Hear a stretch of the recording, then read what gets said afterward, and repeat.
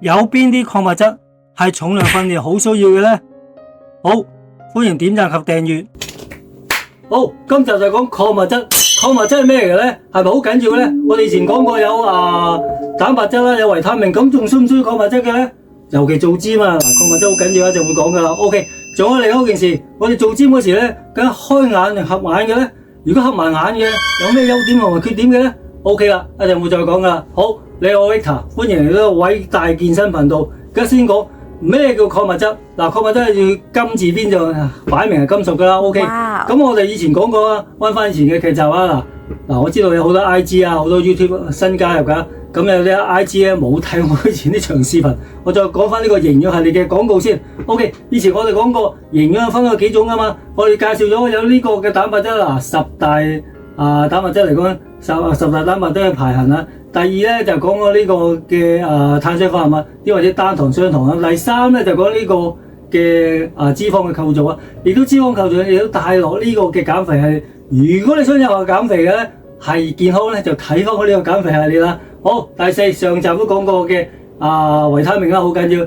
OK， 而家到呢個嘅今日所講嘅礦物質，礦物質係以咩形式形成，同埋我點樣可以究竟有咩功效嘅咧 ？OK， 先講佢嘅礦物質嘅形成嘅先。五行所講金水木火土，金水木火土啊，金生水，水生木，木生火，火生土，土生金，講得好清楚。所有金屬嘅嘢，礦物質喺晒泥土嗰邊。咁我哋冇理由食鐵、食鋼、食銅㗎，咁點食翻嚟嘅咧 ？OK， 因為佢埋喺泥土嗰邊，由植物吸收到，植物吸收到呢啲嘅礦物質嘅元素。會講清楚咩叫元素啊？即係 element 啊。咁咧就以植物式出現咗，咁人類同埋動物食咗就自然有啦。咁亦都係間接上動物食咗，我哋再食翻動物，咁就有礦物質啦。咁即係話礦物質可以由我哋嘅蔬菜水果同埋嘅動物嘅內臟食出嚟，會有呢個礦物質噶啦。OK， 咁礦物質咧又叫無機鹽。咩叫有機無機啊？嗱，好簡單啫。無機嚟講，有機嚟講喺我哋高中成日講過啊嘛，碳、氫、氧、氮呢四種元素做出嚟為之有機，唔係呢四種咧就為之無機。咁你就清楚啦。呢個叫無機鹽啊，鹽係咩啊？嗱，好簡單，鹽我食嘅鹽氯化鈉，即係兩種夾埋一齊，兩種夾埋一齊呢種叫鹽啊。再加頭先所講嘅無機夾埋叫無機鹽，就係礦物質。OK， 咁呢個礦物質 OK， 咁佢有冇功效咧？嗱，頭先講過有維他命啦，有蛋白質，蛋白質點解仲要礦物質咧？礦物質就係將你個人體嘅器官嗰個維持你個生理同埋生理新陳代謝發育啊嘅架構，最緊要靠呢個嘅礦物質，冇呢個礦物質係唔得嘅。OK， 頭先講礦物質係一種無機鹽，同埋另外一種佢嘅元素生產，即係生成嘅。點為之元素啊 ？element 好似一個銅、一個鐵，一個叫元素，一個 element 嘅化學元素嚟啫。所以一係就無機鹽出現，一係就好似呢種元素出現。OK 啊，咁呢個礦物質佔我哋人體咧係 4.4%， 所以好多啊，所以好緊要，唔可以冇㗎。如果冇同埋太多會點樣咧？有一陣會再講噶啦。OK， 頭先OK， 我再講啊。咁礦物質嘅來源先講咧，喺自然上會有晒噶啦，所以喺我哋人體上咧，同埋吸收上都可以齊晒啦。OK， 咁礦物質嚟講，通常分咗兩大類，一個叫常量，一種叫微量啊。常量嚟講咧，就係話你每日嘅攝取量係大過200毫克為之常量，微量即係每日嘅攝取量係細過200毫克為之微量。OK， 無論常量微量好，礦物質喺呢個世界上咧，一共60種咁多，我冇嚟講晒㗎，係咪先？咁啊，其中嘅25種咧，就我所關照。OK， 而咧25種就係分頭先我所講嘅常量同微量。OK， 咁常量咧有鈣、鎂、鉀、鈉、磷同埋磷硫同埋嗰個氯。咁我唔好講咁多啦，我就講5樣啫。咁呢5樣常量咧，就先講鉀、鎂、鈣、鈉同埋呢個嘅磷啦。OK， 嗱，鈣好緊要啦。鈣先講第一，鈣係我哋嘅骨質啊、牙齒啊，好緊要啊，肌肉啊，嗱，好緊要啊。血液嘅過程都靠晒佢啊，靠呢個鈣啊。咁食物來源咩？好簡單啫，第一成嘅鈣奶，高鈣低脂奶啊，食多啲白菜啊或者菜啊，或者有芝麻啊、沙甸魚亦都係多啲鈣㗎。咁如果爭咗會點樣啊？咁就會骨質疏鬆啦，同埋就周身冇力啦。嗱，亦都好緊要㗎。鈣你唔可以就咁直接吸收㗎，你吸收係多幾吸收佢都唔同你吸收嘅。你食多啲鈣片都唔同你吸收，點解？你揸呢個維他命 D， 嗱，以前講呢個維他命劇就講維他命 D， 尤其 D3啊，D3你可以食出嚟嘅香菇、木魚啊、三文魚都有。但係如果最好咧，免費咧就曬多啲太陽啊，曬15分鐘，唔好咁曬，即係唔好太暴曬之下15分鐘，你就可以攞到 D3。只有 D3呢個催化劑先可以幫助到你吸收個鈣，所以同時要曬太陽，同時飲呢個高鈣低脂奶先可以攞到㗎。OK， 呢個就係如果你爭咗就骨質疏鬆啦。如果你太多點樣就會引腎衰竭，同埋咧就會降低鋅嘅吸收，仲講鋅嘅重要。OK， 第二就係嗰個鎂啦。嗱，鈣同鎂夾埋㗎，會鈣鎂呢兩個相互相成嘅，亦都影響鎂，亦都影響你個骨質㗎，同埋佢嘅功能都係骨架個強健啦，做蛋白質啦，同埋影響你神經系統㗎。頭先未講鈣咧，鈣亦都係神經系統，所以鈣鎂兩個相互相成㗎。如果你係食物嚟喺邊度嚟嘅咧？食物來源就係菠菜啦，同埋食多啲杏仁啦，啲杏仁多啲鎂啦，同埋啲豆啊、肉類都會有嘅。咁頭先講鈣係有肌肉嘅成分啦，鎂更加厲害，一陣會再講下鎂。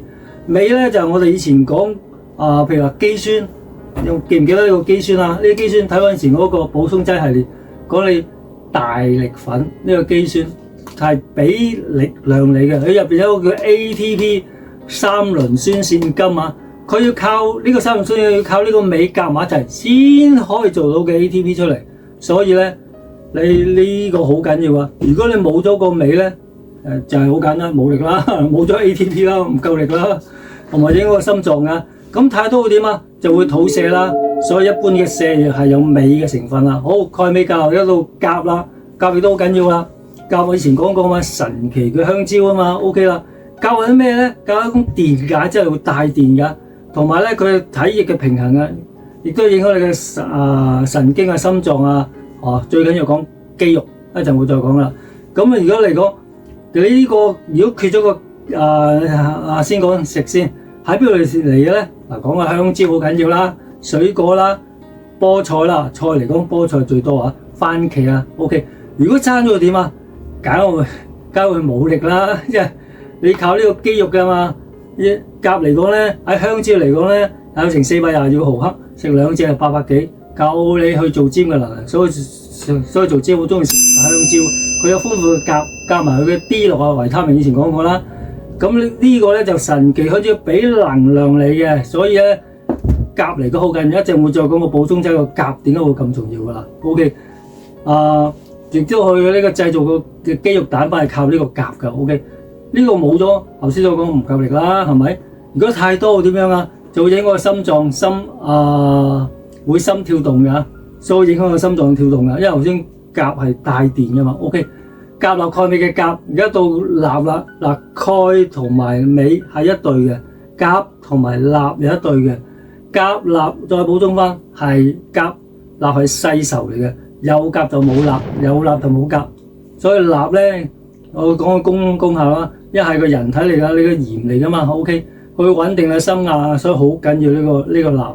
咁嚟講咧，鹹嘅味道咧就嚟啦，所以佢個來源邊度係鹽啦。同埋嗰啲加工紅肉啦，同埋調味劑豉油啦，好多呢啲嘅鈉嚟㗎，啲鹹㗎。你冇咗點啊？你冇咗就會降低血壓，好攰賴賴，想嘔吐。嗱，頭先鉀係要大力㗎嘛，而呢個鈉都係㗎，冇嘢都會冇力㗎，所以會嘔吐同埋會覺得好口渴，一口渴即係你爭咗個鹽啦。OK， 呢個鈉啦。OK， 如果太多點樣啊？就會升高血壓，高血壓就係佢嚟㗎啦。呢個鈉，心血管病同埋胃癌 ，OK， 所以小心個鈉啊。所以盡量吸收多啲鉀，少啲鈉就咁解啦。OK， 第5個就係講磷啦。磷嚟講點解要講佢咧？因為磷嚟講喺個常磷嚟講排第2位，第1位梗係嗰個鈣啦，鈣係最全身骨骼㗎嘛。第2個磷磷咧就係佔1%嘅，所以好多嘅。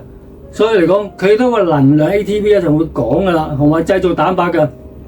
OK， 咁呢個磷咧喺食物來源邊度嚟咧？就又飲多啲牛奶啦，食多啲魚啦，豆啦，同埋有啲果仁啊，好似啲杏仁啊，尤其啲合桃會比較多啲嘅。OK， 咁如果爭咗會點樣咧？就會冇力啦。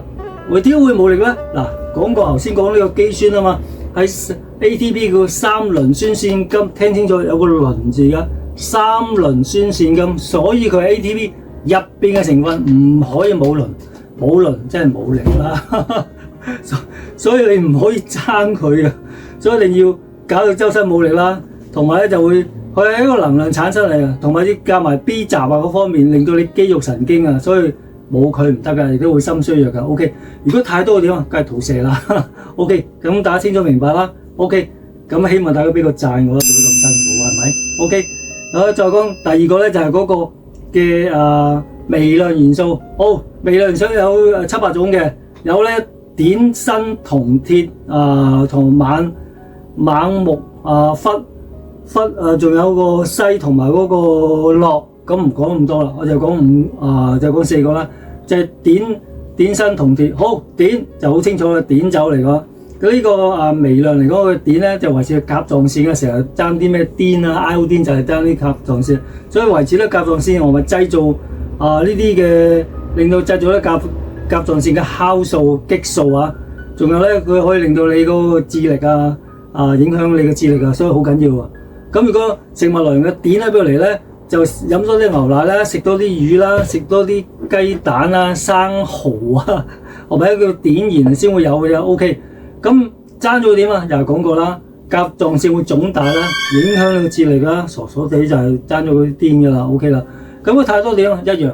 太多太少，亦都會有甲狀腺腫大，所以唔可以爭咗個碘。微量第二個咧就係講呢個嘅砷。砷聽咗個男士好緊呢個砷啦。砷嚟講咧，佢係做蛋白質同埋酵素、荷爾蒙同埋啲傷口靠佢同埋啲免疫性。咁砷嘅食物來源又好清楚，生蠔好緊要食生蠔啊，肉雞蛋同埋啲牛奶、雞蛋啊、牛奶啊，同埋啲果仁啊。或者啲合桃果仁堅果都有噶啦。咁如果爭咗點啊？會味覺降低啦，免疫系統降低，傷口就會慢慢療化啦，同埋佢影響你嘅生長發育。亦都好緊要。男性聽清楚，男性唔可以冇砷嘅，冇砷你知啦，你冇你各方面爭咗啦，大家明白噶啦。OK， 如果太多砷會點樣啊？就嘔吐同埋肚痛啊。亦都會影響銅同埋鐵嘅吸收。咁銅鐵吸收點解好緊要？OK， 而家就講鐵，又去做芝麻，成日都話舉鐵，就係講呢個鐵啦。咁呢個鐵咧就佢嚟講，佢就帶動你嘅紅血球、血紅素，將所有嘅氧氣帶動你全身，包括肌肉。所以咧，鐵係分咗兩樣，一個血紅蛋白質，另外一個肌紅蛋白質。呢兩個咧。就係令到你嗰個血紅素同埋你嗰個肌肉所以你個肌原蛋白係靠呢個鐵嘅，係佢個蛋白質成分嚟嘅。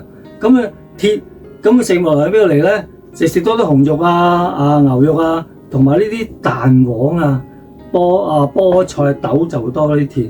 咁佢爭咗會點啊？缺鐵性貧血啦，唔夠頭先講過佢係力量來源嚟噶嘛，你冇食咗咪好攰咯。好冇爭咗好攰啦，同埋咧就會頭暈啊，就會有白頭髮啊。好緊要個鐵咧，因為佢俾能量你，點解咧？佢將啲氧氣帶落去肌肉㗎，所以你缺鐵咧就唔夠力。咁就會講嗰個能量嗰個補充劑啦。咁如果你太多咧，就會點啊？便秘啦，會影響個腎吸收啊。OK， 如果講最撚尾嘅銅啦，銅同埋鐵一 pair 㗎，亦都係成個身體嘅骨骼嘅。所以靠銅同埋鐵呢個影響你呢個嘅好緊要嘅。咁銅亦都係製造紅血球，同鐵一樣嘅，影響你個腦同埋免疫系統、神經系統嘅。OK， 咁銅喺邊度嚟？又係生蠔啊。頭先個鐵唔記得講咧，食多啲蛋黃啊。如果以呢個銅嚟講咧，就食多啲生蠔、貝殼、堅果蘑菇同埋啲動物內臟都有嘅。爭咗銅會點啊？會有白頭髮啦。同埋就會免疫系統降低啦，骨骼會疏鬆啦，同埋咧就會有貧血，仲有不良於行，因為講個力量嚟噶嘛，銅同埋鐵一 pair 兄弟，所以又係冇咗係唔夠力噶啦。咁多咗會點啊？就會嘔吐啦、腹瀉啦、頭痛啦，同埋心律不正啦，就會貧血啦、傷肝啦，即係傷腎啦。咁呢個所以個銅亦都好緊要嘅。所以我再講就睇以前個視頻嗰個補充劑嗰個蛋白質咧、蛋白粉咧，入邊好多鈣、好多鉀同埋好多鐵呢三樣嘅礦物質，所以大家要好清楚，好重要嘅。OK， 咁如果補充劑嚟講，你再問下醫生啦，因為係建議你盡量喺啲植物嘅來源得出嚟啦，同埋當啲雞蛋得出嚟啦。所以補充劑要問醫生比較好。OK， 做一件事就係如果當你譬如玩健身嗰時咧，一般都開眼做嘅。但係我建議咧，如果你玩推胸嘅，叫 bench press 嘅平板臥推或者上胸下胸咧，我建議你都係黑埋眼。黑埋眼有3個優點嘅。第一，你要好集中，你可以集中做。第二，你可以感受到自己肌肉嗰個影響個能力。第三，亦都好緊要。以前睇個視頻你做多呢啲，你嘅差唔多係強力冥想，令到你可以解決失眠嘅問題。呢個係好緊要。第四，遲啲會講死亡力量，呢個先會講，令到你發揮你最大力嘅。所以如果做平胸、上胸、下胸，我建議你黑埋眼會好啲。OK， 咁 OK 啦。咁下一集講咩？下一集講健身，就點樣用一對啞鈴同一張凳玩晒上中側前後嘅膊頭做晒。OK，咁希望大家分享呢個視頻俾啲親戚朋友啦，做到咁辛苦3更半夜㗎，同埋就俾個讚我啦，最緊要訂閱同埋分享俾呢個做喺下邊嘅啷啷去訂閱。OK， 大家清楚明白。OK， 咁就下一集見啦。OK。